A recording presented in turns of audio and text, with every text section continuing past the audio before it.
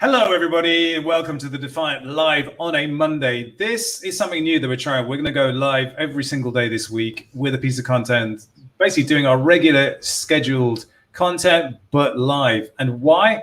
Well, at the office here, we're picking up some new skills, and we actually needed to give the team time to learn those, which meant cutting down on post-production time. Post-production is normally where we do most of our work. If you've seen our videos, we know we put a lot of effort into making them look good, but also editing them well, making them, something that you'd actually want to watch on a repeat basis. We're not going to be doing that. You've just got me talking, but alongside me, as always, Al Gazimov.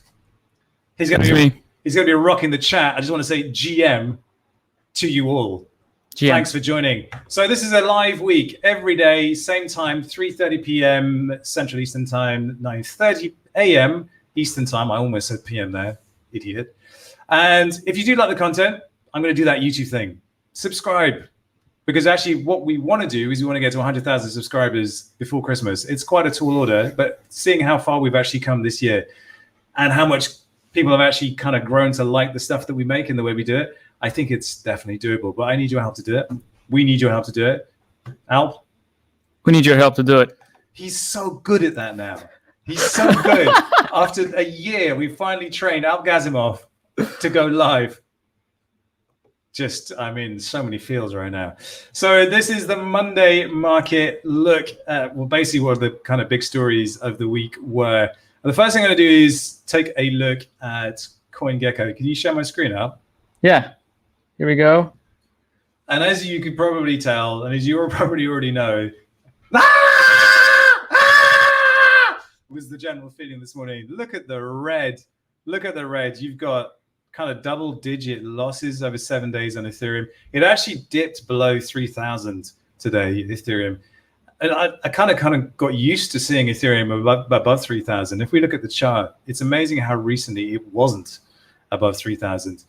We just go to 180 days and look down here. This was back in the 21st of July. So not that long ago, it was below $1,800.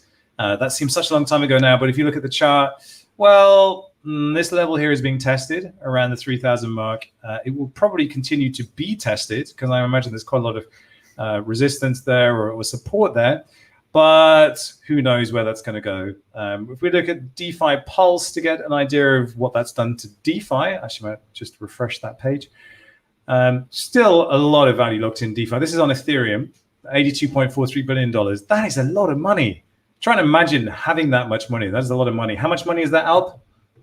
That's a lot of money. It's just, I don't know what you had. I'm on the money today, right? So on the money. I don't know what you have for breakfast, but it's clearly working. That new skin routine, something is working. Dude, the trick is you don't have breakfast. That's it. You don't have breakfast and you drink coffee, That's why people tune in for top tips like that. It's not just DeFi. It's nutrition. It's overall health. Health, well-being, And I look at you and I just see a picture of health. Anyway, back to the broadcast. The DeFi Pulse Index, it's looking like kind of a bumpy ride here. Who knows where that's going to settle up? But DeFi Llama gives us the picture of the entire ecosystem. That's across everything from Avalanche to Solana. And look, it's still ridiculously healthy. $164 billion. The 24-hour change is 7%. In crypto, we're used to like 25, 30% in 24 hours. This isn't that scary. Will it get scary? I don't know. But what has been causing this? Well, it looks like it's this, the Evergrande debt issue, which is Evergrande is one of China's biggest construction companies, and they're basically in big doo-doo, or at least, yes, they're in big doo-doo.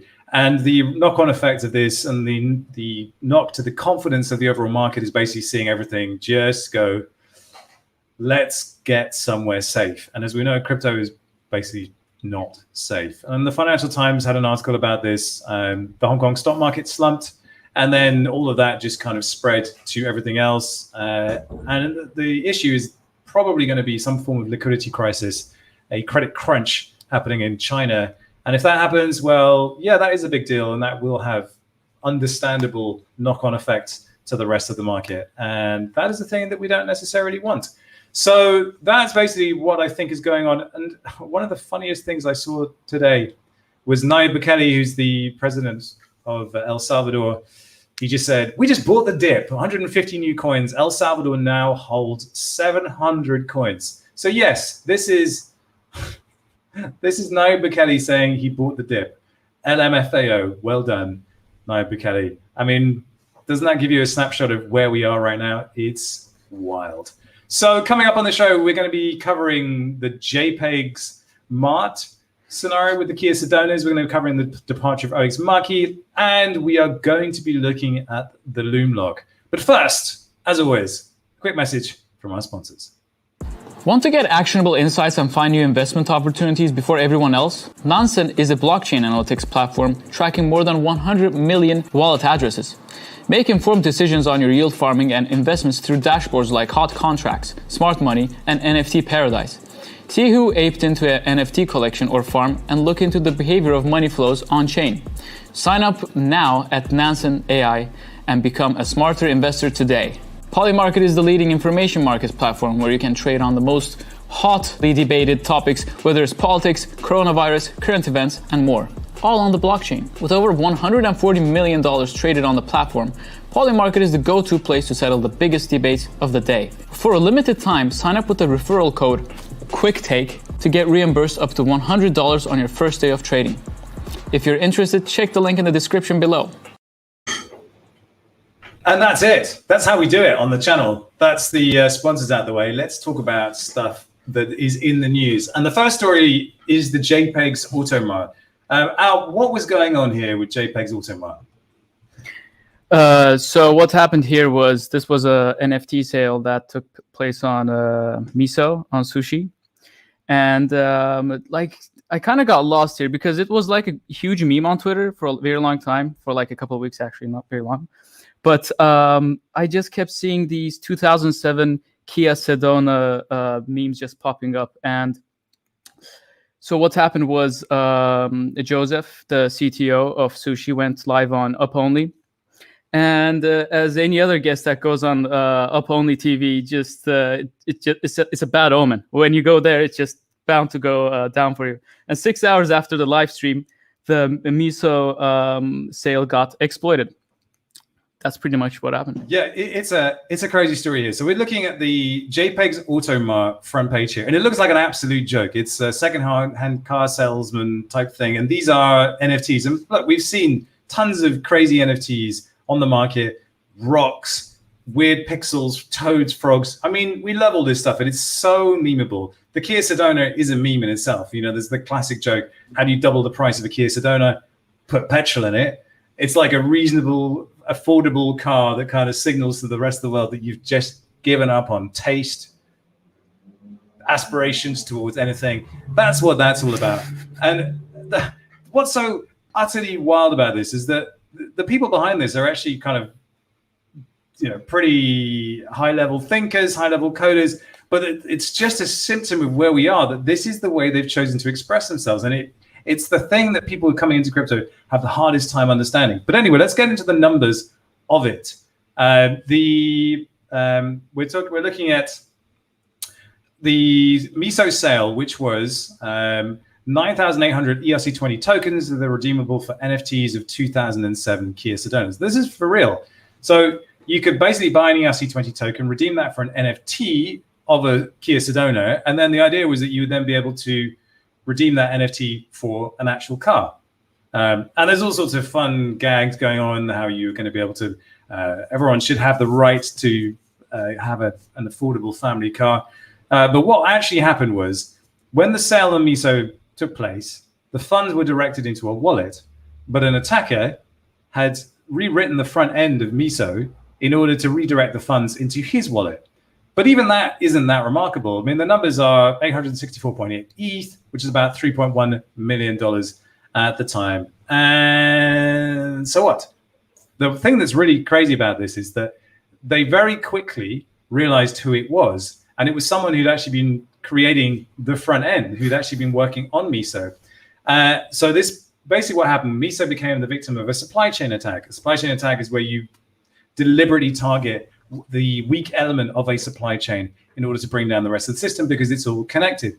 And here, an anonymous contractor with the GH handle SK3 injected malicious code into the front end, and they have reason to believe that this is Eratos 1122. The fact that they said we have reason to believe this is Eratos 112 is the important bit here. And this is Joseph DeLong, the CTO of Sushi. Was it Miso? Sushi. It's Sushi, right? Yeah. So he doxed the guy. And he did more than dox the guy. He actually attached a personal website, a resume, Facebook profile, email address, and invoice details of the guy into a public Google Doc. I mean, you don't do that unless you're absolutely 100% certain that this is the person. Now, as the story went on, the tweet where he doxed him and he said, yeah, we know who this was, and the Google Doc itself were taken down. But the point is, the damage was done. It was out there.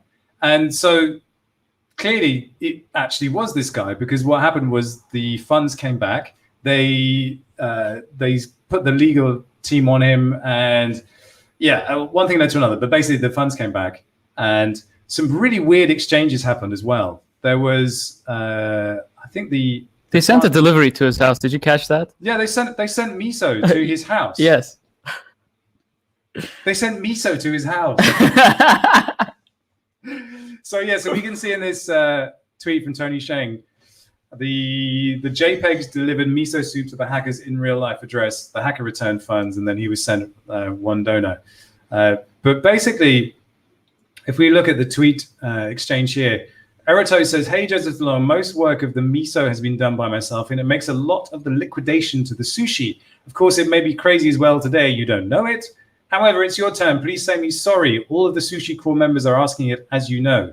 I mean, just a weird tweet, full stop.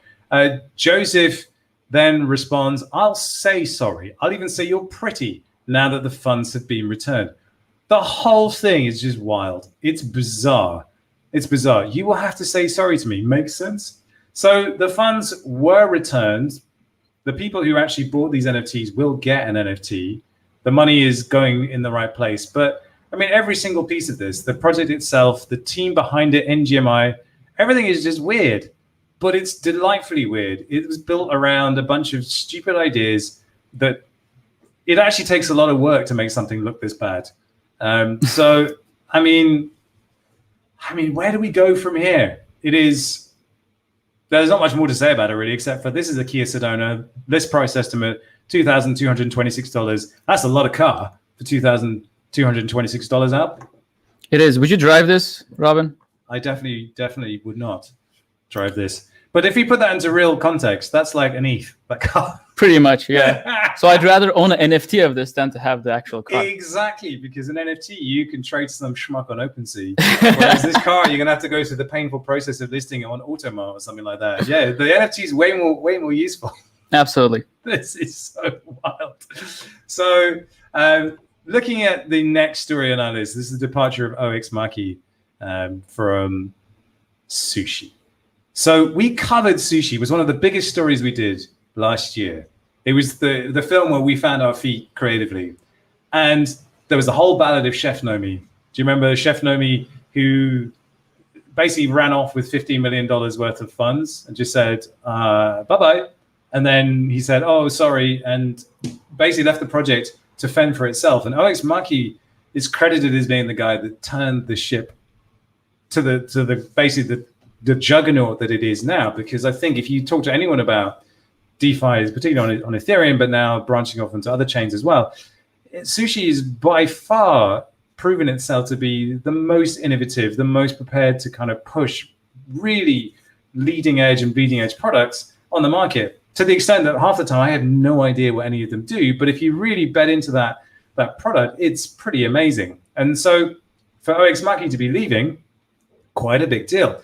So he has said that he's leaving a leadership role at SushiSwap, and he's going to take on an advisory role. I mean, generally when people say that, it's kind of a, yeah, see ya, thanks, and so long for all, so long and thanks for all the fish. Here's some tokens, goodbye. I suspect it's probably not quite as straightforward as that with OX Maki, because he is so deeply embedded. But there's no doubt that he genuinely is out. And I think that can be proven with how I think he's out of the multi-sig group, the operations multi-sig group. So he's no longer in the operations multi-sig group, but he is still in the Treasury multi-sig group. And he said, I've always strived for sushi to be leaderless with my role being contributor. I hope no one tries to put anyone on a pedestal to lead sushi and encourage decentralization as much as possible. There's a few things that are crucial to complete, like on-chain governance, a referral program for the various products, Kashi and Trident, Sushi for orienting the mission in a transparent manner, and so much more. So Pegs and Maki himself says, I will always be there for Sushi Swap, but going forward, I'll be in a different role. And he put out a statement on the Sushi Forum, and in amongst all of that, saying all the good things that he'd done, there was just a little note about personal health. He says, I put sushi before my physical and mental health, my relationships, my family, and my friends. I'll be slowing down for the next month or two. I mean, I would understand if the guy was burnt out and he needed a break. But I also feel like at some point, these projects do have to take on a decentralized life of their own. They do have to take on the ability to be decentralized and diversified. And you can't do that if everything is beholden to a kind of central godlike figure. It's kind of the paradox around Yen finance that Andre was such a key and pivotal figure in that. But actually what has been Yen's strength is the distributed team. So it's probably not a bad thing that he has left.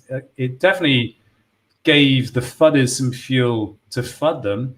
I mean, Pegs and Maki, you edited the podcast with him, which was one of the weirdest podcasts we've ever done. I know that it felt flat and weird and off key when we did it. Do you remember what that was like, that podcast? Yeah, I think most particularly like Pegs and Maki was a different personality. Like he had the podcast. He was doing the podcast while he was on a walk outside. Even if it wasn't like he has a different vibe in general. But yeah, that's pretty much it. I don't remember the podcast details. It's been a while. Yeah, no, I mean, I remember he's such a crucial member of that team, and we just couldn't kind of figure out why it was so flat, that podcast. It was just one of the weirdest ones. But anyway, Pegs and Maki, I salute you for all the work you did at Sushi Swap. It's clear that it's in rude health. The NFT market, Shoyu has launched or is about to launch, and they just continue to put out really wild products. I particularly like Bento Box. I think that's a really smart product. And I'm sure that his departure will really not leave a huge dent on the protocol. There's just too much going on there. The final story we want to cover is Loom Lock. Now, Loom Lock is the brainchild of Loom Dart. And if you don't know who Loom Dart is, he's an OG. He's a true OG. Someone who's been very, very active on Twitter. If we look at his Twitter account, 216.2 thousand followers.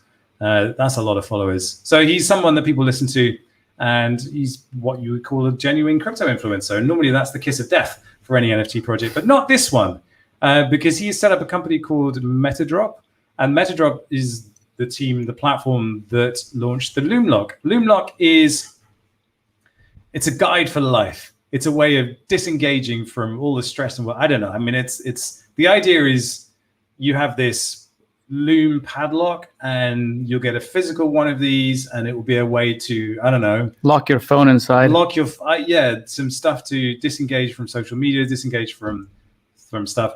If you've ever spent any time like in this space, you know that at 2 a.m. it's absolutely fine to check your phone and go on Discord, and that's absolutely fine. People don't observe normal waking hours at all. This is a way of restoring some kind of balance, or at least that's the kind of message behind it. There are also WASI NFTs. Alp, do you know what a WASI is? Yeah, WASI has a very interesting definition. It's on Urban Dictionary. I read it a while ago, but it's something that has a shelf life of 48 hours and something like that. And all of Twitter just constantly shits on them, like your little piece of blah, blah, blah and stuff like that. It's a little creature, basically, as far as I understand. Yeah, it's a way of personifying dipsticks. Like people who have no clue, just flap around, are easy to kill, have small minds, and generally in the context of crypto, have like 250 sats. That's or thereabouts. So like for Loomdart to create PFPs that are WASIs, it's kind of leading into that meme and the fun of that meme. But the real headline behind this is what they actually did for the sale itself. So Now, we covered this a little bit in the NFT show, but there were 3 days of auctions, and they set them at different times of day. And the idea was that you would bid for a slot in the auction at a price that you thought was fair for the NFT. And, there was a starting price of, I think it was 0.29 ETH or 0.25 ETH, yeah. And so you were basically bidding for a place in the queue. And if you were successful, you were able to purchase. And if you weren't successful, then your money would be returned to you. And you can look at the distribution of all the bids. And it's a weird distribution curve, because you would expect from 0.25 all the way up to 0.9, which seems to be the high point, that would have been a smooth curve, but it wasn't. And I suspect that's probably to do with the way that the sales were structured. There were 3 different sales, and people would have maybe observed the first sale and seen where the money was lying, and then the FOMO would have kicked in. You have this big spike at 0.5, and then another big spike at 0.9, and then people were actually spending 2 ETH to secure these things, because that's what they thought they were worth. And so this basically meant that you didn't have a gas war for these things. People could bid in their own time, in their own way, and then it made a much smoother thing. Now, Loom Dart himself wrote a long Twitter thread about the reason he did this. And he says the vocal majority of the NFT flippers are people who will basically tell you to enable them to make the most money as quickly as possible. Their intentions aren't for the longevity of the project. They just want to bot it, get the rares, flip them, and then move on.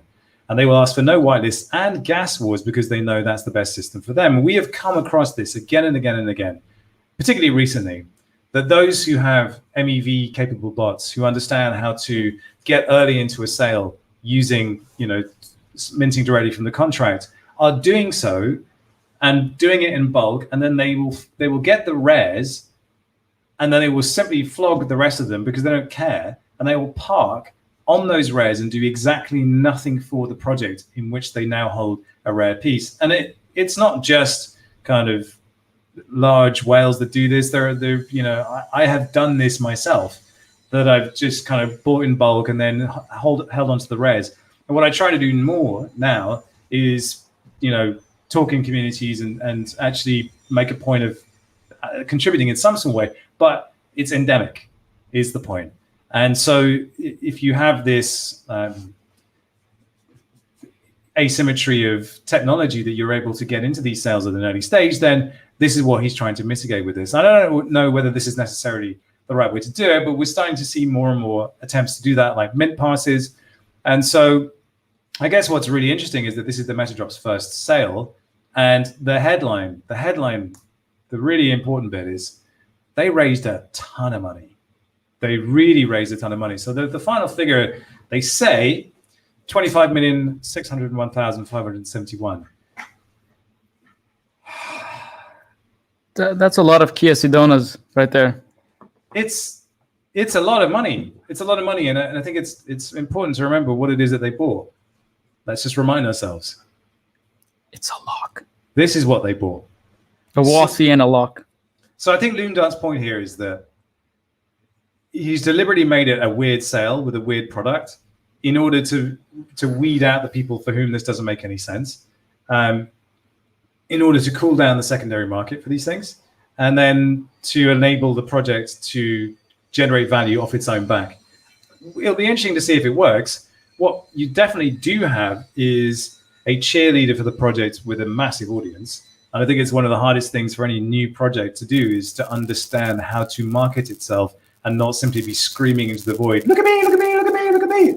Loom Dart doesn't have to do that, because he's already spent however long it is building his audience. And the value of having that audience ready to go cannot be underestimated.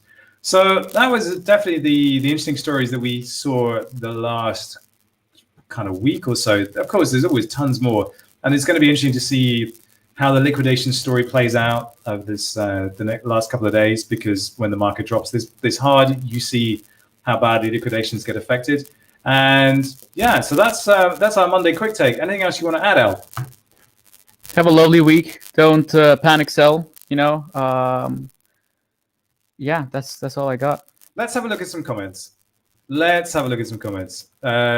So ask us questions. So Danku says, NFTs are speculative bubbles. It's a shame for the most important technology of the next 10 years. It is a speculative bubble. Like everything we're in is a speculative bubble because people are speculating. It's important to remember that that speculation does a couple of things.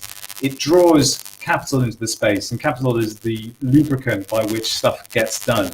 But more importantly, it brings talent to the space. Now, you will see people come for the money but stick around for the community and the memes.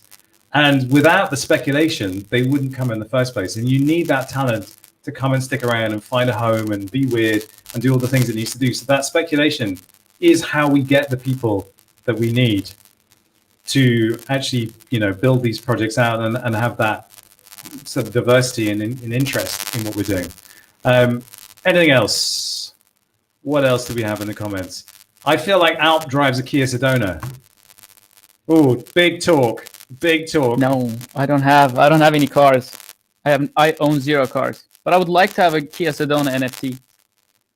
So you heard it here first. If we could put like an OnlyFans site together for you, where you just kind of gyrate, covered in oil, for the pleasure of whoever wants to watch that, we could raise you the money for that Kia Sedona NFT. We should do a live stream for that.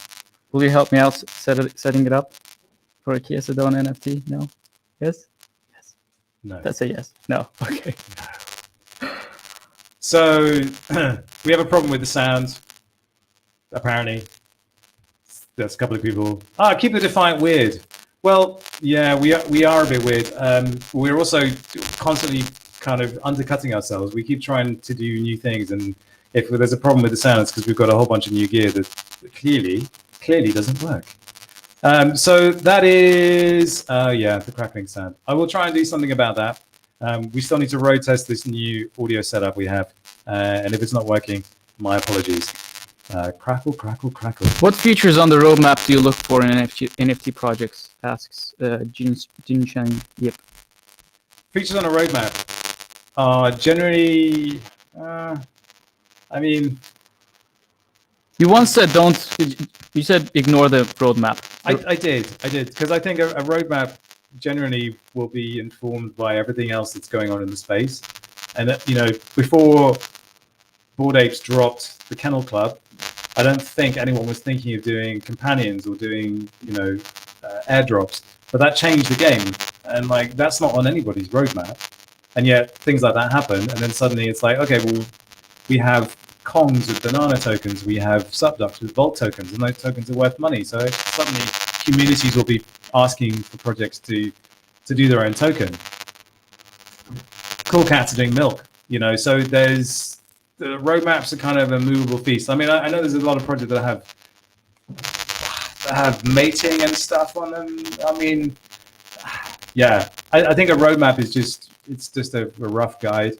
The thing that I look for most in projects is just the people, who's actually doing it, because it's all very well doing a sale and then having a week worth of excitement and hype, but can you sustain? Can you keep that thing moving for months and months and months and months and months when all the excitement is gone and nobody wants to talk about you anymore because they've moved on? That's the hard bit. So yeah, roadmaps, whatever.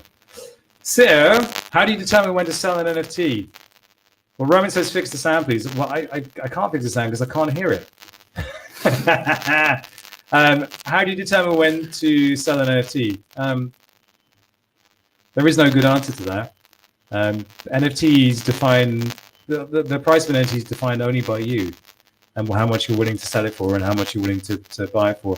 And you shouldn't always take an NFT sale in isolation. There is a portfolio of NFTs you might have, and any one of them could balance out a negative on the other. I don't know. There is no good answer to that. Any gaming NFTs you're interested in at the moment? Yeah, Illuvium, Wilder World. Those are two I'm paying attention to, but they seem to be growing at a rate of knots. So I think it's time to wrap up there. That was our first kind of live thing. We will fix the sound for tomorrow. We need to do some road testing there. As always, get subscribed so you'll be the first to hear when we drop a new one of these live streams. Do check out the newsletter as well. You can go to the Defiant.io, but the newsletter goes out daily and gives you lots of tips and tricks and lots of useful information that you won't get on the channel. And yeah, from last week, check out our video on Solana and the blackout, because you'll get to see me rap. This was the Defiant Live on a Monday, alongside Abgazimov. I was Supermassive, and I will see you on the next one.